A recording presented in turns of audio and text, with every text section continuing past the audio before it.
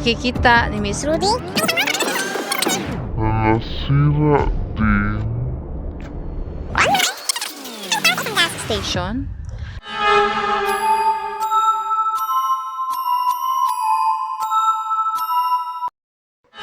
Vision sa Batangas, August 22 of 2024. Narito ang latest vision ni Miss Rudy sa Batangas.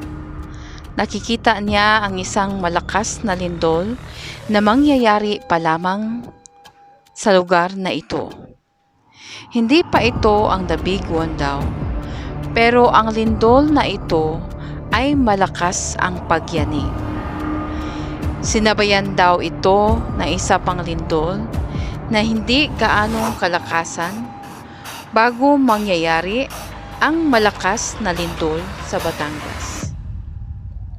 Ito ay malakas na lindol na akala di umano nila ay ang the big one.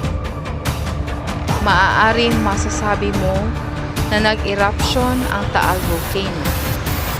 Ngunit hindi. Ito ay lindol.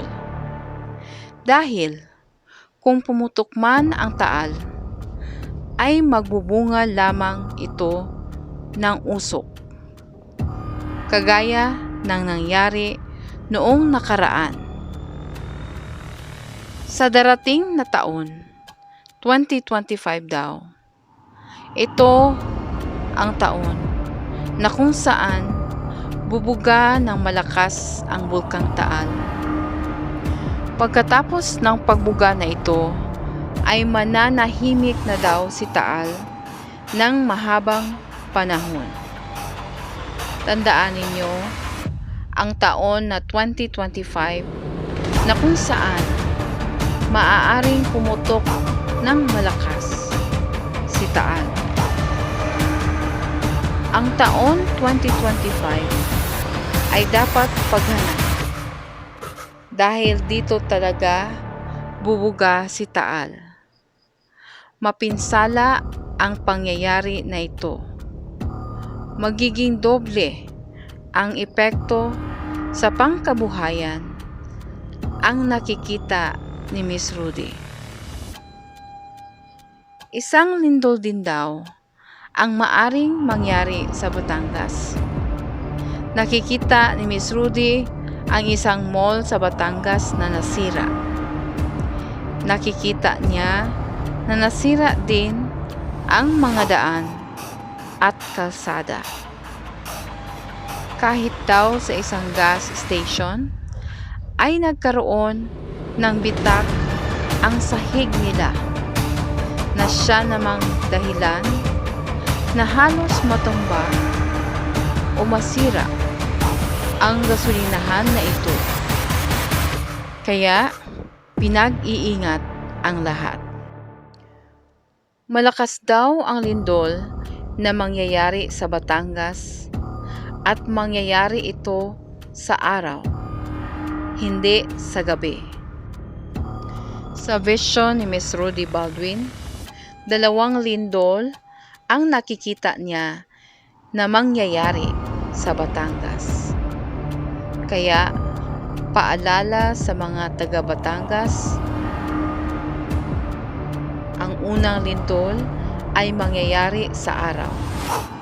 Ang pangalawang lindol ay mangyayari sa gabing madilim ang paligid.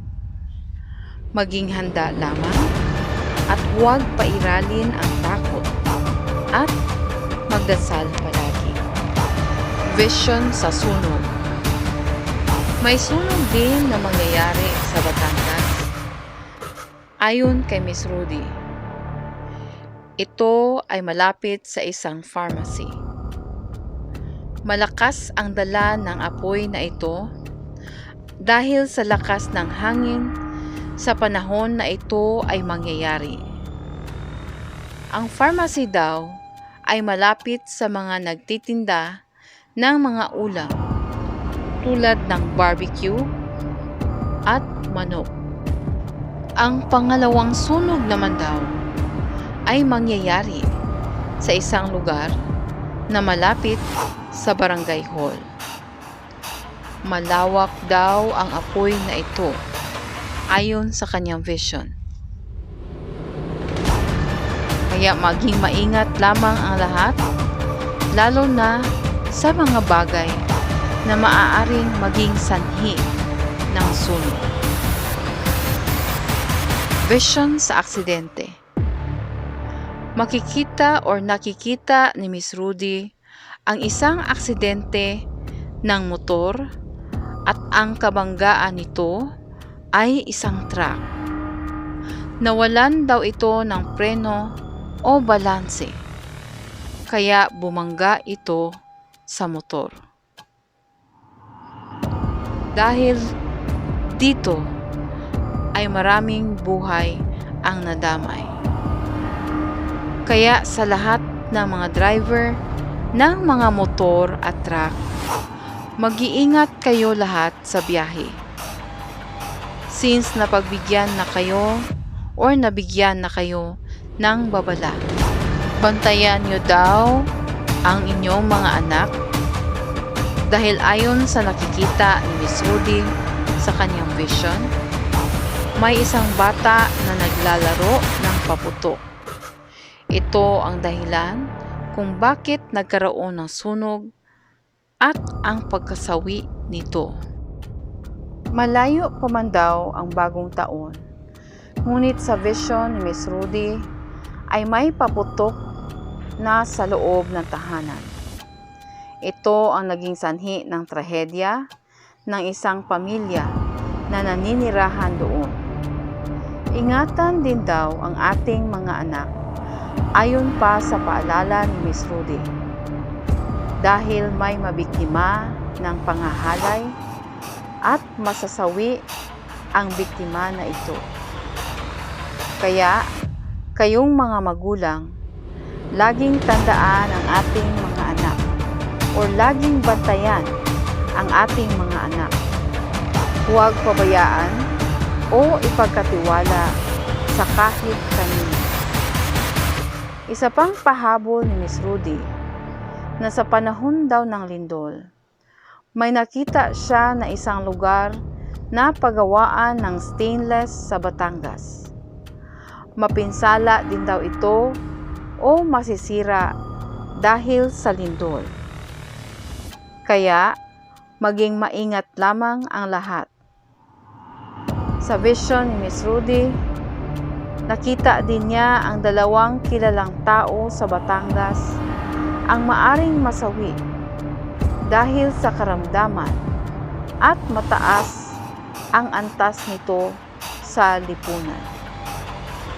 Maaaring ito ay politiko o sino paman ang may mataas na katungkulan.